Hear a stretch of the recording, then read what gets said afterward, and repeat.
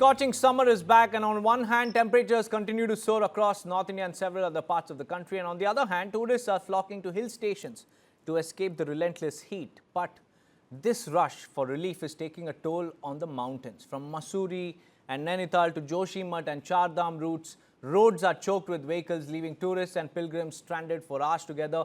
Popular tourist destinations are witnessing an unprecedented influx of visitors. Like you can see on your screens, the multi-window clearly shows the kind of situation that is unfolding on the hills, turning scenic roads into endless stretches of traffic jams. And what was once a peaceful getaway has now become a test of patience. Mussoorie witnessed a traffic jam stretching nearly 5 kilometers. Hotels and homestays in Nainital have reached near full occupancy, while the situation in Joshimath remains the most alarming. A massive queue of vehicles stretching between 25 and 30 kilometers has formed beyond Vishnuprayag, leaving hundreds of tourists and pilgrims stranded for hours. Across these destinations, vehicles are crawling through congested roads as authorities continue to struggle to manage the surge of traffic. The Joshimath region is currently bearing the brunt of the traffic pressure. Long queues of vehicles have been reported from Vishnuprayag onward, with congestion extending nearly 15 to 30 kilometers ahead. The traffic jam has now stretched to unbelievable lengths in some sections. Thousands of travelers remain stuck on the route, with many forced to spend hours together inside their vehicles. Mussoorie too witnessed an overwhelming weekend rush. A 5-kilometer-long traffic jam persisted from JP Bend to Zero Point on Kempty Road. Traffic also moved at a snail's pace along Library Market, Motilal Nehru Marg and Harnam Singh Marg. The congestion not only inconvenienced tourists but also disrupted daily life, with several school children reportedly arriving late to school. In Nainital, tourist hotspots remained packed throughout the day. Mall Road, Naini Lake, Snow View and other major attractions witnessed heavy footfall as visitors poured into the hill town. The famous Kempty Road also saw a massive influx of devotees, with visitor numbers rising sharply. Hotels, homestays and guest houses have reached near full capacity, highlighting the scale of the tourist rush. The impact of the tourism surge is also being felt in Dehradun. Traffic pressure has increased significantly across the state capital, with long queues of vehicles reported on Saharanpur Road, Rajpur Road and even Mussoorie Road. Commuters faced long queues and delays as local traffic mixed with a growing stream of tourists heading towards the hills to get some respite from the heat wave. And meanwhile, traffic pressure on the Char Dham pilgrimage route continues to escalate. While the routes to Gangotri and Yamunotri remain operational, slow-moving traffic and jam-like conditions are being witnessed at several points due to the increasing number of pilgrims. On the Badrinath route, however, travelers are facing the biggest challenge. The massive traffic jam in the Joshimath region has forced many devotees to wait for hours before continuing their journey. And as the heat wave drives more and more people towards the mountains, authorities are facing the difficult task of balancing tourism with infrastructure limitations. For now, the journey to the hills is proving far more challenging than many travelers anticipated.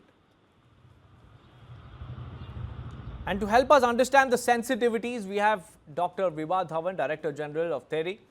We also have Bavreen Khadari, environmentalist and activist. Sunil Dahiya, founder and lead analyst of Enviro Catalysts. A very good evening to all of you all. Firstly, Dr. Dhawan, every summer, year on year, the traffic continues to increase. This is no longer about, traffic management. It is about, the sensitivity of the ecology of these tourist destinations that is under severe pressure. Yes, you're absolutely right. And when you say summer, I'll put it, it's also coincides with the summer vacation. So therefore, children also have to go out during summer vacation. And what has happened this year especially is that the air travel had become very expensive. And also, I should say that we all should be dissuaded to take international travel. So therefore, the best option available is to go to motorable distance, and that is why it is creating too much of pressure on the hills. Now, let me come to the other part, and that is what we call as carrying capacity of various places. And they have population, fixed population, and then the floating population. So when the influx of tourists is too high, let's look into what is happening over there. The fragile ecology of that place immediately gets impacted, because whether you are talking of water usage, what happens in most cases is that water is collected from the nearby spring. And therefore, there is no water available beyond that point, or very little water then going down the hill. Then the second problem is the waste management, which again is proving to be very, very difficult. So that is with the population. Now, what also happens, and what you are showing on the screen, long queues. Somewhere I'll say there are management issues as well. Because in many areas, and especially when we look at what I have witnessed is Kainchi Dham. So one road has been closed, on other you have to pay toll, with the result the traffic becomes at a snail's pace. And that, even without summer vacation, without this, is proving to be a major bottleneck. So let's look into what is it which is causing these traffic jams. Is it collecting the toll, which essentially maybe the governments are getting few pennies, but ultimately as a country, we are losing much more because our cars are on the road and we are burning fuel as well as are causing emissions. The third thing which perhaps we should take care is that how many vehicles should be permitted on that road on a particular day? Because we don't want traffic congestions. I don't know whether all of them will be having hotel bookings even, because you take chance. And that is how the black marketing, or I should say the holding of rooms and other things, may get started. So let's ensure that everyone who is going on the hills have proper reservation. And thereafter, it is that fixed number of cars are permitted. So I'll stop here. Thank you. I'm Ms. Bhavri. Tourists come here seeking peace, clean air, cold temperature, but it seems like hill stations have become victims of their own popularity, because look at the kind of strain that is witnessed on the environment in this, not just in one stretch but across hill stations. How do you look at reviving these hill stations once the influx is out? So, of course, I mean, adding to, what Dr. Dhawan just said, and, the complete model is messed up. I think it's backwards. So, the roads are widened first, then, the numbers increase afterwards, the infrastructure struggles later, and then this mess we see, for traffic jam. Traffic jam is just one of the, I think, like Dr. Dhawan also said, it's one of the, I think, least of the worries. So it should be the reverse. It should, one, that any hill station, any mountain needs to first determine the carrying capacity. They need to determine the sewage capacity. They need to determine the waste processing capacity. Also your, slope, stability, etc. So, this then determines how many people can safely enter. And I think the state has to be responsible for this. After all, it's a home. Would you just allow everyone and anyone to come enter your house and, use and abuse, your premises? No. So this is exactly how the state should feel, that, only, encouraging tourism is not, the job of a state. The state has to also protect, it's not a tourism promoter, it's a trustee of the, ecological assets, So Himalaya, now we know, is a very fragile ecosystem. So there's a constitutional obligation also to protect, whatever your forest, trees, rivers, slopes, biodiversity, public safety. I mean, look at those horrific videos, where the Kedarnath, where people are, I mean, I don't know, we're just waiting for a big disaster to happen. So, the complete thought process has to change. That congestion is only the first visible sign of the ecological stress. There's much, much worse, because then you're talking about the waste and the plastics and all. That will happen eventually. Everything, it's a vicious cycle. It will go on and on and on and make it worse. Mr. Dahiya, most of these hill towns were designed decades ago, but do you think realistically, can these hill towns, handle today's traffic? Thanks, Deepak, for asking that. I think Dr. Dhawan and Bhavrin both have alluded to this concept called carrying capacity. And as you mentioned, that they were designed decades back, and right now the influx of population which we have is way beyond the carrying capacity they were designed for. The other issue which is happening is Dr. Dhawan was absolutely right in saying that this season coincides with the summer vacations for the kids and restricted international travel, and that's leading to a lot of influx. We also need to understand, while during the week there might still be some bandwidth available of some vehicle movement, it is usually the weekends which get really choked, and that points us to the direction that the management of how many vehicles are allowed per day, if even if this entire quota is segregated every day, a fixed number of vehicles, it might work slightly better. So we need those mechanisms in place of how many people, how many vehicles go every day. The other thing is, while we set up these kind of carrying capacity, we understand the carrying capacity restrict the number of vehicles going into these areas. That can also lead to some certain communities or a lot of population in India not being able to access these, because if the vehicle entry is the only way to restrict people, a lot of people can't afford then having those vehicles, having those permits. And that's why what is very, very important is, while we understand the carrying capacity of the hill station, we also need to build infrastructure which moves masses and people who can't afford private vehicles to go to these areas, because tourism is the lifeline for these states, and that has to go on, but in a sustainable way. What that will do is, we'll have a better mechanism of controlling how many people enter every day, if people come by buses, if there is a cap on the vehicles, and the waste which is generated just during the weekend, the water requirement which is just during the weekend, all that will be distributed over a slightly longer period, and we can manage things slightly better. So there is definitely a relook which is needed in terms of how these cities or hill stations were designed, what's happening right now, what kind of pressure are the weekends creating, and can we distribute one over a longer time horizon, and secondly, come up with a better way of managing these hill stations and the movement of people, which is inclusive and equity based, not just restricting or confining to one section of the society. Right, Dr. Dhawan, before I come to you, let's play out some reactions of tourists who are stranded at these hill stations. भाई हम लोग आए हुए हैं नैनीताल और अब पैदल चलने की नौबत आ गई है, क्योंकि यहाँ पे जो है 1 घंटे से लेके कंटिन्यू ट्रैफिक है और आगे पता नहीं कितना लंबा ट्रैफिक है, मुझे नहीं पता, मैं आपको दिखा देता हूँ। तो सभी लोगों से रिक्वेस्ट है कि किसी को आने की ज़रूरत नहीं है बिल्कुल भी, जो भी आए मंडे ट्यूसडे के बाद ही आए, क्योंकि यहाँ पे टूरिस्ट बहुत ज़्यादा आ गए। मैं यहाँ 3 दिन से हूँ, अभी मैं शिंकुला पास से आ रहा हूँ। सब कुछ स्मूथ था, रोड और वहाँ का मैनेजमेंट, बट मेन मनाली में आते ही मैंने रियलाइज किया यहाँ पे हमें 2-2.5 घंटे हो गए। 3 से 4 किलोमीटर हमने कवर किया 2 से 2.5 घंटे में। तो ये जो था प्रॉब्लम मिस मैनेजमेंट की वजह से हुई है।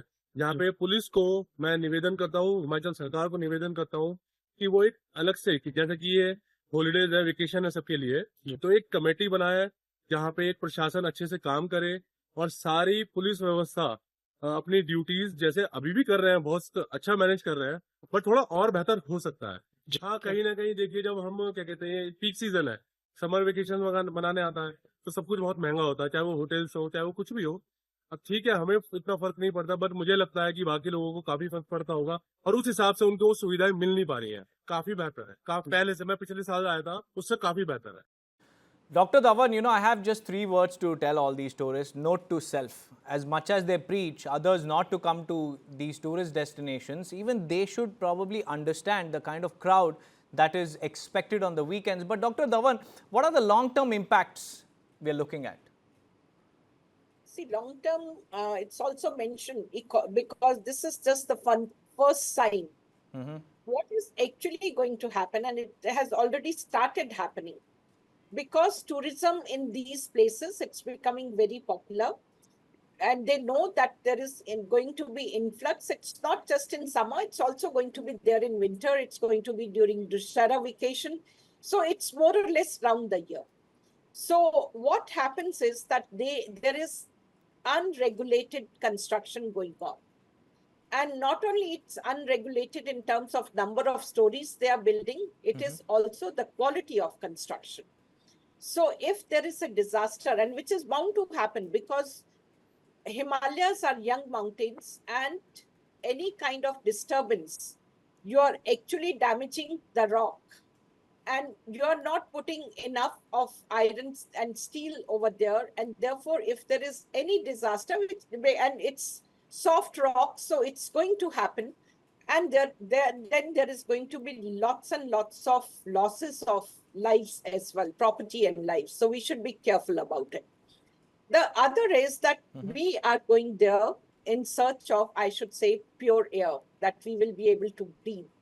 But with so many vehicles over there, even that is not going to be a reality. Rather, it's getting into a sort of gas chamber where they are standing with so many vehicles emitting. It's not fresh air any longer. And waste management, because today the pretty hills. So what is also happening is that there are not good management practices being followed. And what they're doing is they're just dumping the waste on the hillside. And therefore, the entire beauty is going, we're cutting down trees, loss of biodiversity. So it's actually going to be an ecological disaster in years to come. And we should really watch it out. We have already witnessed it in many parts. So whether it is developing cracks in the buildings, it's also what happened due to the rains, heavy rains. Again, when we say landslides, it is an impact of cutting trees as well as unregulated construction. So we should really be conscious of all these facts. Ms. Bhavri, when you talk about regulation, do you think government should now start regulating tourist influx like we see in several other European tourist destinations? Because that is the need of the hour at the moment.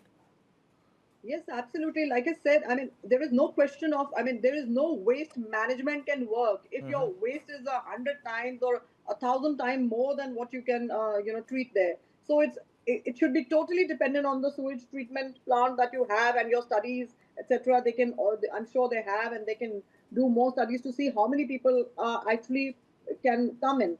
I mean, why Europe, Bhutan operates one of the, I think, world's best known sustainable tourism models, and it imposes a very high sustainable development fee, that intentionally kind of regulates the tourism volumes. So ecological pressure remains, manageable. And this is what needs to be done here. In fact, this should be a formula for everything, because of course we have the huge population, etc. But then you cannot give this onus on citizens that, okay, I am not coming on the weekend, we should not be allowed to come, or they should not be. Obviously, you have to make it difficult. The individual private car should be paying such a huge tax as you enter, or a toll or whatever fee, that you think 20 times. And there should be good public transport. Like, again, you could have more buses, and the best kind of buses, etc. And then obviously low tolls on that. So these are the kind of decisions that the government has to take a lead. Like I say, in mostly everything, it's not possible. Only because you have a road doesn't mean it doesn't allow any number of people to come on it.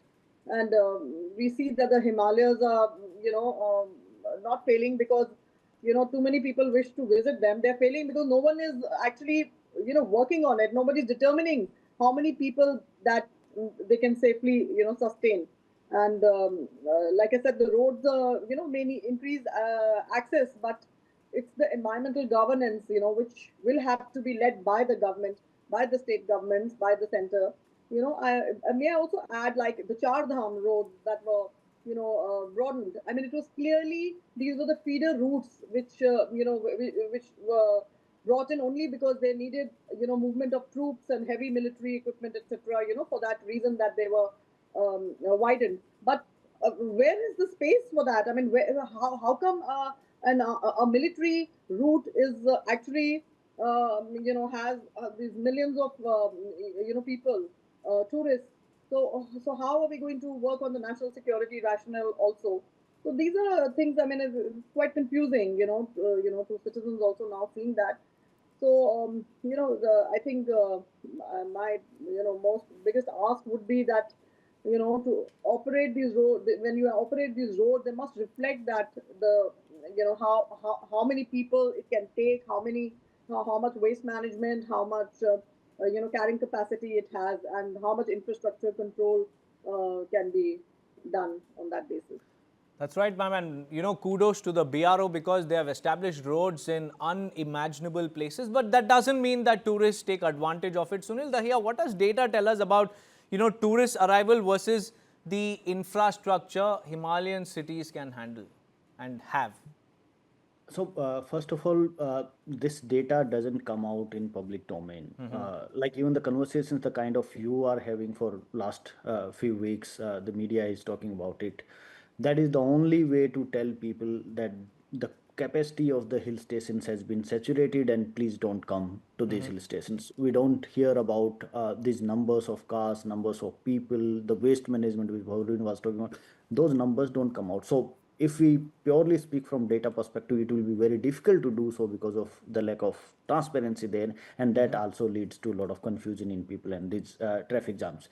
But what the sort of data which is available, that definitely tells us that these hill stations were not designed to handle the kind of influx we have right now because of better roads, because of access to loans for people to buy these vehicles, and because of the sort of world we live in where the heat in the cities is too much, and the public areas in cities to go for a picnic where families and friends can have better time doesn't exist, and these people now go to hill station. So that number has definitely increased, and there is a need to revisit all of those. Not all these cities or towns need reassessment of carrying capacity studies. Even if you look at the basic numbers which the departments there have, they can tell us about better management practices. So what I would say is that while the different authorities are collecting all these data sets differently or separately, they all need to come together in a command and control room wherein these decisions about influx, restriction on influx, betterment of public transportation facilities to these towns and even within these towns has to be done, and data can really play a role. Policies comes later, first comes data. We are here at this data point because of the policies of past, and if we have to move to a policy of future, that also has to be based on data. So the first and foremost thing is to bring that data in public domain so that people like us, many other researchers can start looking at that, and maybe the government don't have to spend crores of rupees in doing those carrying capacity studies. There is already interest of people to look into such things. Dhawan, do you think government has to play a very important role here, but they're least bothered because they want tourism revenue and they don't really care what really happens to the environment, and that's really affecting the ecological balance, and also the indigenous population are also very angry with the kind of tourists that are coming in, and not everybody are civilized. Some of them and most of them litter on hill stations, and this is really disturbing the ecology over there. So do you think the government must really crack down and step in right now, because this is very important for the survival of the local people and the local population, the Himalayan mountains? All of this is very important, and it's time the government cracks down. Dr. Dhawan. I slightly disagree with you when you say that the locals are not happy. Because I had personal discussions with them, and in a way it was that we also have to develop. Why should we remain in poverty? So what tourism is giving them is lots of job opportunities, livelihood opportunities. Because if you have seen the transition in any of these hill stations, about 20 years back, the life will come to standstill at 6 o'clock as soon as the sun sets.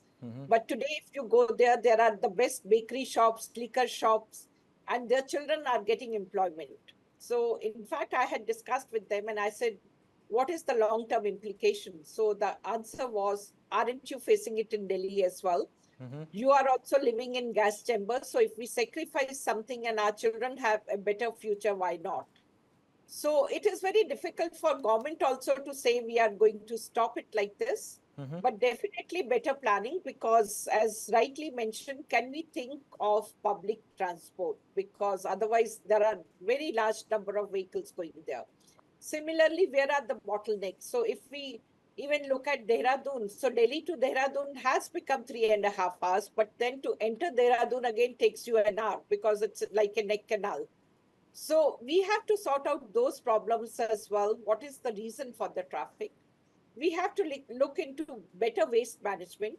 We definitely need to have regulations in terms of controlling the prolific growth. which is today happening, and have building bylaws, because you want safer buildings. You want to ensure safety of the people. So today they are happy, tomorrow it shouldn't turn into a tragic end. So we have to, government has those responsibilities, but I don't think so they can curb the growth in these hill stations because locals won't like it. They are going to stand up and say, you have no right to stop growth over here. So, Dhawan, I think we have reached a point where responsible tourism is not optional, but it is very, very essential. But on that note, thank you, Dr. Dhawan, Bhavreen Kandari, and also Sunil Dahiya for joining me on this very important conversation. Let's now listen into the SP of Chamoli before we wrap up this discussion. यात्रा का जो दूसरा चरण, जिसमें हेमकुंड साहिब की यात्रा भी शुरू हुई और स्कूलों में छुट्टियां पड़ने लगी थी, उसके बाद से यात्रा में चमोली जनपद में काफ़ी दबाव आया है। लगभग 30 से 35 हज़ार लोग प्रतिदिन श्री बद्रीनाथ धाम के लिए और 5 से 10 हज़ार लोग हेमकुंड साहिब की यात्रा के लिए वर्तमान में जा रहे हैं। इसके कारण जो हमारे वर्तमान में एग्जिस्टिंग नेशनल हाईवेज हैं, स्टेट हाईवेज हैं, उन पर काफ़ी दबाव बढ़ा है और जोशीमठ से मारवाड़ी विष्णुप्रयाग का जो क्षेत्र है, उसमें लगभग 10 किलोमीटर के पैच में सड़क काफ़ी ख़राब स्थिति में है, जिसका कारण कुछ वर्ष पूर्व जोशीमठ क्षेत्र में जो प्राकृतिक रूप से सिंकिंग हुई है, उसके कारण वहाँ सड़कों की स्थिति बहुत ख़राब हुई है। अधिक वॉल्यूम जो ट्रैफिक का बढ़ा, तो वहाँ पर जो है वाहनों के क्लच प्लेट जलने की, स्टीयरिंग लॉक होने की और उनके जो है सस्पेंशन टूटने की घटनाएं प्रकाश में आई, जिसके कारण ट्रैफिक बाधित भी हुआ और रात को हमको क्रेन और जेसीबी और अन्य माध्यमों से, इवन हमारे जवानों को इनको चढ़ाई पर धक्का मारकर भी इन वाहनों को हटाना पड़ा।